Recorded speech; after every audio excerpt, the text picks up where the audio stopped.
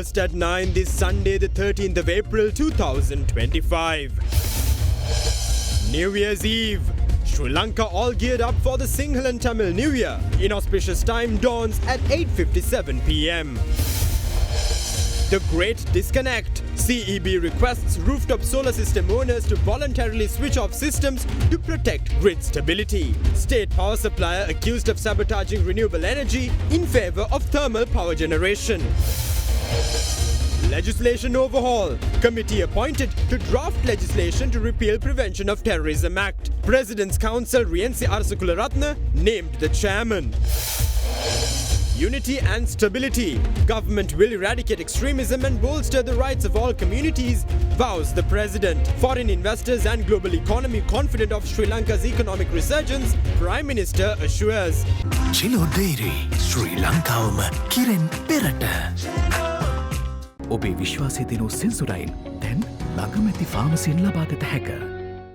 කණ්ඩ පරිස්සම් කරගත්තොත් අපි පරිස්සම්. This is Derana First at 9. Live from Studio 24 in Colombo.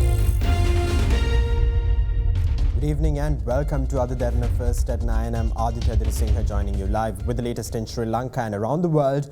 Brought to you by the only Sri Lankan media network to rise to the pinnacle across all media platforms, recognized as the best by every survey and beloved by the people. Now, your top story tonight, the inauspicious time, better known as the Nonagathaya, which precedes the Sinhala and Tamil New Year, commenced a short while ago. During this period, people are expected to refrain from engaging in all sorts of activities and are advised to dedicate this time for pious religious activities. Just a few hours away from the biggest national celebration of the country, all Sri Lankans are gearing up to celebrate the dawn of the solar new year. The Sinhala Tamil New Year, also known as the Aluthaurudha in Sinhala and Puttandu in Tamil, is the biggest national celebration with traditions and norms followed for centuries. The New Year dawns as the sun transitions from Pisces to Aries, marking the end of the harvesting season. The customs and traditions tied to the Sinhala Tamil New Year are performed at auspicious times each year. The rituals connected with the Sinhala and Tamil New Year commences with the customary ritual bath of the old year, marking the end of one cycle and preparing to welcome the new. In a deeply symbolic tradition observed across the country, communities gathered today for the ritual bath, which took place earlier today. The inauspicious time or Nonagathaya, the time between the end of the old year and the dawn of the new year, commenced a few moments ago at 8:57 p.m. today. During this period, people stop tending to their household chores, studies and other activities and solely devote their time to engage in pious religious activities and seek blessings in the solace of religion. The Nonagathaya time period is set to end at 9:45 a.m. tomorrow. According to the annual Nakat Sea Tour, the dawn of the new year will arrive at 3:21 a.m. tomorrow. The auspicious time to light the hearth and prepare meals falls at 4:04 a.m. tomorrow, the 14th. Astrologers advise people to prepare milk rice along with a New Year's sweetmeat while facing the south, dressed in copper-coloured attire. At 6:44 a.m. tomorrow, Sri Lankans will officially commence work for the new year, engaging in the first monetary transaction or Ganudanu Kirima and consume the New Year's first meal. This ritual should be performed while facing the south, clad in pearl and white attire. After observing all customs and traditions, Sri Lankans will prepare for the customary anointing of oil set to be carried out on Wednesday, the 16th of April at 9:04 a.m. The anointment should be done with herbal oil made of the essence extracted from neem leaves, better known as kohomba. Meanwhile, the state ceremony for anointing oil for the Sinhala Tamil New Year is scheduled to be held at the Temple of the Sacred Tooth Relic in Kandy. The ceremony will be held at the auspicious time at the Sri Natha Devalaya premises within the Temple of the Tooth Relic. Finally, those engaged in employment are expected to leave home at the auspicious time of 9:03 a.m. on Thursday, the 17th of April. Meanwhile, people expecting to commute outstation to their hometowns were seen at the Colombo Central Bus Stand and the private bus stand in Bastian Mawatha yesterday. Passengers were stranded at the Colombo Central Bus Stand yesterday owing to the shortage of buses scheduled to reach several areas. Against this backdrop, the Sri Lanka Transport measures to deploy additional buses today to meet the demand of people travelling to their hometowns in view of the Sinhala and Tamil New Year.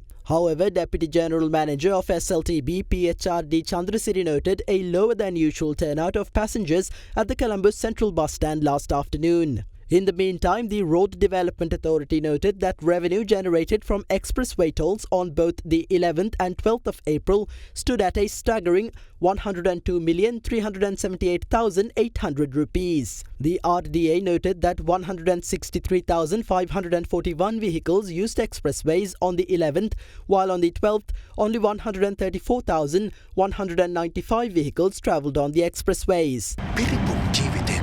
ඔබ සමගින් පෙරට Union Assurance. චන්දුරුසුමේ කාගෙන් වන අපේ සිංහ TV සඳහා සුපිරි deal.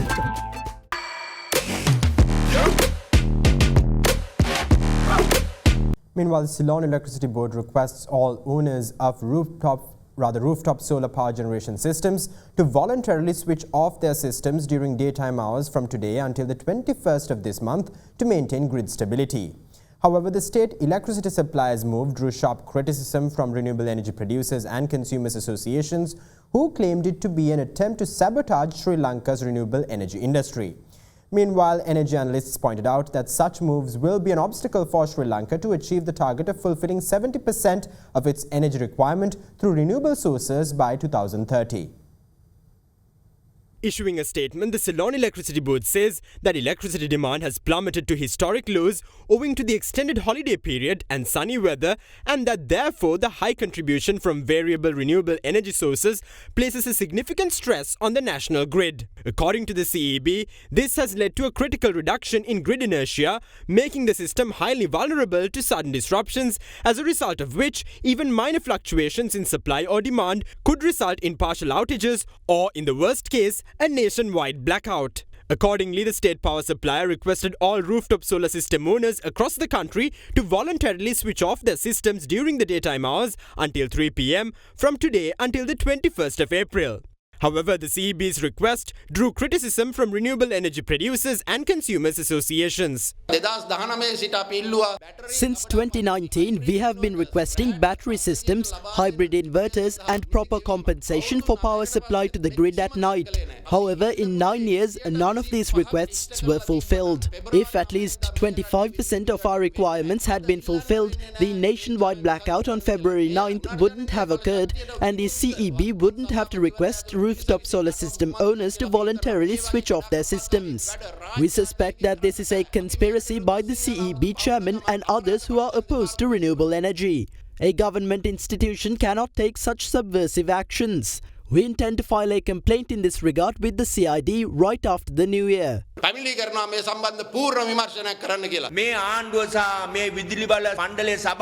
The government and the CEB chairman have interests in the import of coal and other fossil fuels. They also have interests in thermal power plants. By discouraging renewable power generation, they intend to purchase power from thermal power plants at exorbitant prices. Meanwhile, energy analysts warned that such moves by the state power supplier will be an obstacle for Sri Lanka to achieve the target of fulfilling 70% of its energy requirement through renewable sources by 2030. All 3 thermal power plants were in operation this Friday, which is why renewable energy had to be curtailed. However, if only 2 thermal power plants were in operation, sources of renewable energy wouldn't have to be curtailed. Similarly, if only a single thermal power plant was in operation yesterday, the curtailment of renewable energy could have been minimized. This issue is being exacerbated by the tendency to always have thermal power plants operational. All CEB officials, starting from the chairman, are responsible for this. There is also a significant deficiency on the part of the Public Utilities Commission, as it is yet to take any action in this regard. The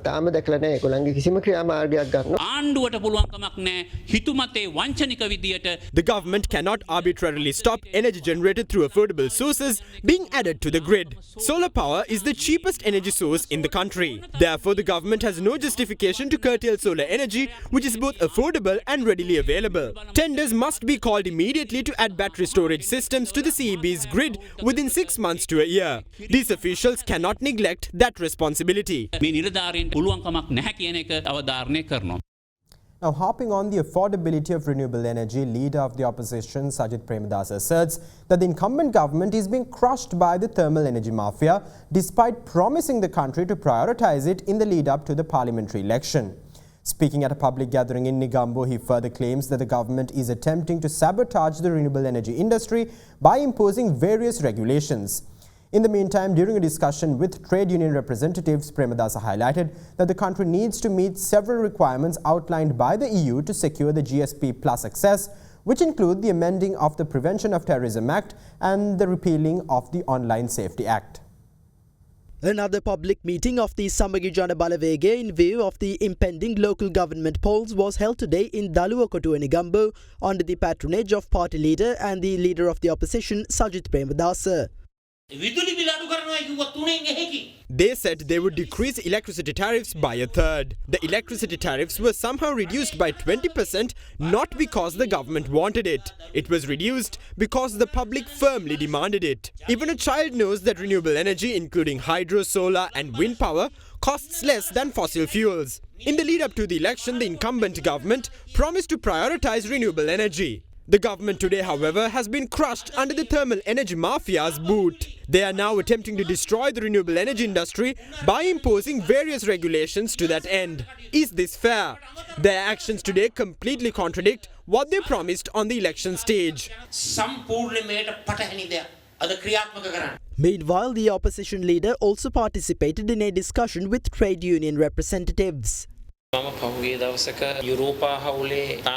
I recently met the ambassador of the European Union to Sri Lanka, Carmen Moreno, who informed us that an EU delegation would arrive in Sri Lanka at the end of this month to review Sri Lanka's GSP Plus access. The EU is the delegation for 28% of Sri Lankan apparel exports. The GSP Plus is applicable for 66 tariff rates, which account for 85% of our exports to the EU.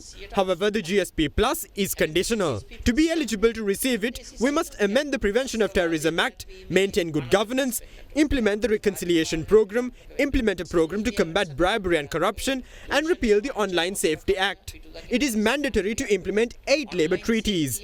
Additionally, there are several conditions regarding environmental conservation. Therefore, we must ensure that we fulfill these requirements. Fast track your career from O levels with eSoft. ඩයිබටසෝල් සීනිවලින් පරිස්සම්වන ඔබට අමතක නොවන පෝෂණය. Kelani wire කිසිගින්නක් නෑ. කිසිගින්නක් නෑ. Kelani Fire Shield Wire. Now, the Ministry of Justice and National Integration announced a committee that has been appointed to draft legislation to repeal the Prevention of Terrorism Act. President's Counsel Rian Siarasakuraratne is appointed the head of the committee, which is expected to hold public consultations next month. The committee is tasked with obtaining input from civil society organizations and feedback from international institutions and communities. A preliminary discussion regarding the repealing of the act was held on April 11th under the leadership of Minister of Justice and National Integration, Attorney at Law Harsha Nanayakara, at the Minister of Justice premises. During the discussion, Minister of Justice claimed that the abolition of the Prevention of Terrorism Act is a policy of the government and emphasized that the act in question should be replaced with one that can tackle global terrorism and challenges while also ensuring that it does not infringe upon constitutionally guaranteed human rights. The Minister of Justice also urged the new committee to deliver necessary outcomes within short time period and noted that previous administrations had failed to take meaningful steps to introduce reforms. Now, meanwhile, Parliament is set next week to appoint members to the committee of inquiry tasked with investigating allegations of misconduct and abuse of power against Inspector General of Police Deshabandhu Tennakoon. The Speaker of Parliament has reportedly notified the Chief Justice and other relevant parties of this decision in writing. According to the Standing Orders of Parliament, the Chief Justice is required to appoint a judge to the committee, while a professional accepted by both the Prime Minister and the Leader of the Opposition must also be named to the committee. The Chairman of the National Police Commission must also be included as a mandatory member of the committee. The resolution to appoint the Committee of Inquiry was passed in Parliament on the 8th of April. A total of 151 members of Parliament voted in favour of the resolution, with none voting against it.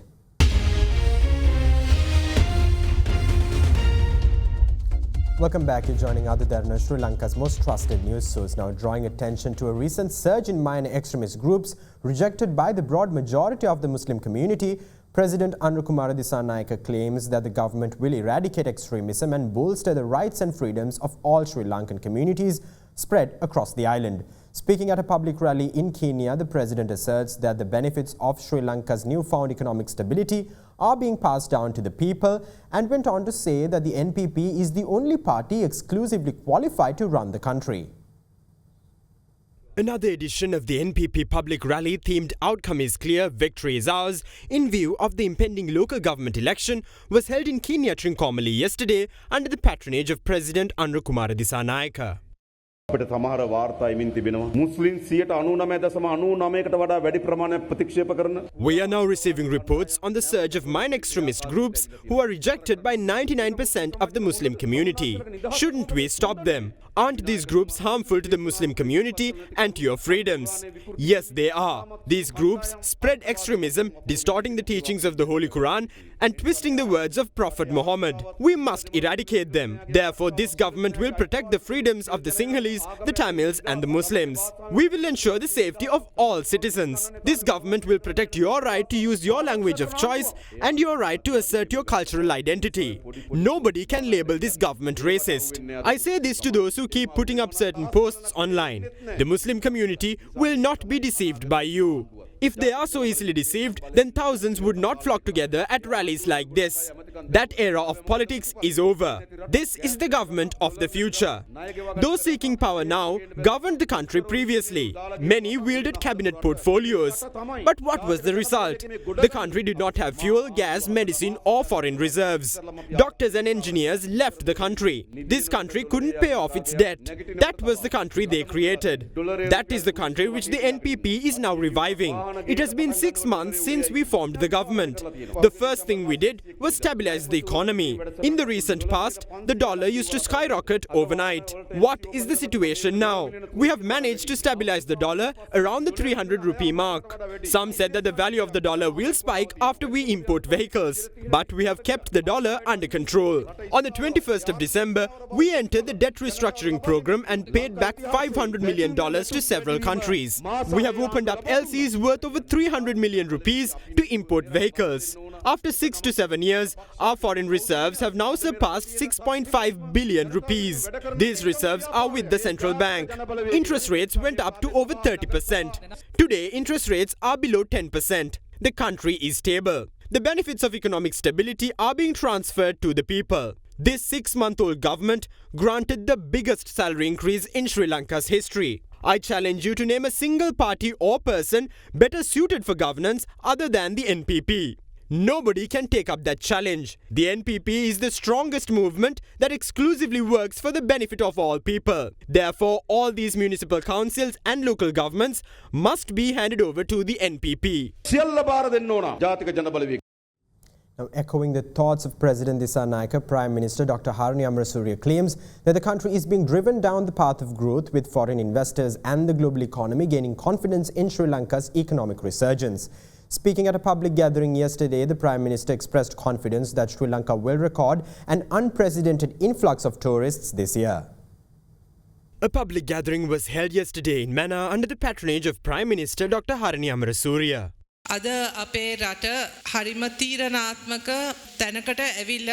Our country has reached a turning point. The NPP government is committed to understanding the public's aspirations. You are well aware of the status of the economy when we took office. The country's economy was sluggish. Sri Lanka was officially declared a bankrupt nation before the world. Sri Lanka experienced negative economic growth for the past few years. The country's tourism sector collapsed. Due to rampant corruption within the political authority, investors were reluctant to invest in the country. Today, we have changed all that. We have officially succeeded in removing the bankruptcy label. We have been successful in guiding the economy towards expansion, which has attracted foreign investors to start making investments here. Not only that, but we have also ensured that the confidence in Sri Lanka has increased internationally. The tourism industry has also started to pick up. We believe that the number of tourists arriving in the country this year will be the largest on record.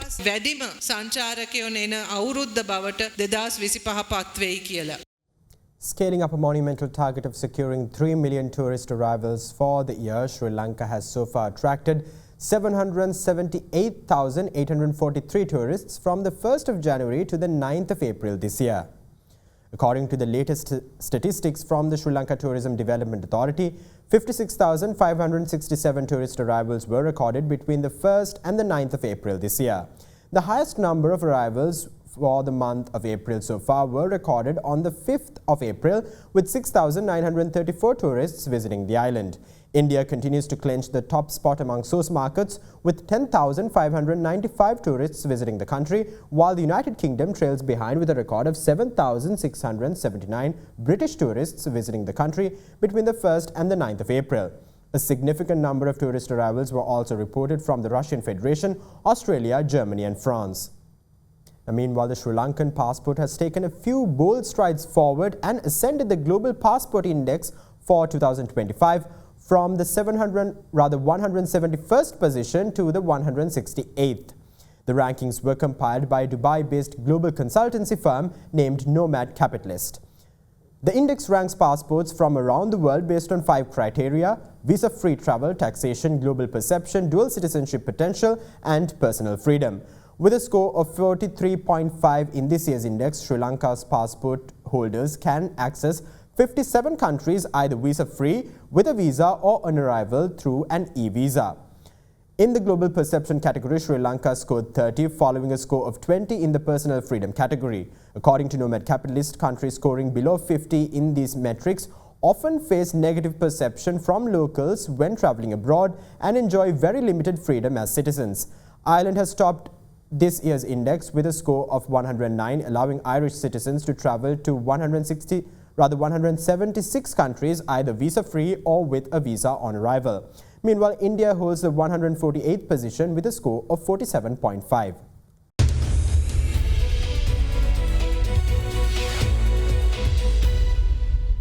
Now, in your business news, Sri Lanka's foreign remittances from migrant workers deposited in March this year amounted to $693.3 million, marking an improvement compared to the same month last year. The central bank has stated that this figure is the second highest monthly inflow on record. The foreign inflow through the formal banking sector gained 18.1% in the first 3 months of this year to $1.81 billion compared to the $1.54 billion in the same period last year. The foreign remittances in December 2020, which was $813 million, remain as the highest inflow on record. With that, we wrap up tonight's edition of Ada Derana First at 9. For further updates, stay in touch with Ada Derana, the nation's most trusted news source, on all our official websites and social media accounts. Thank you. Have a great night.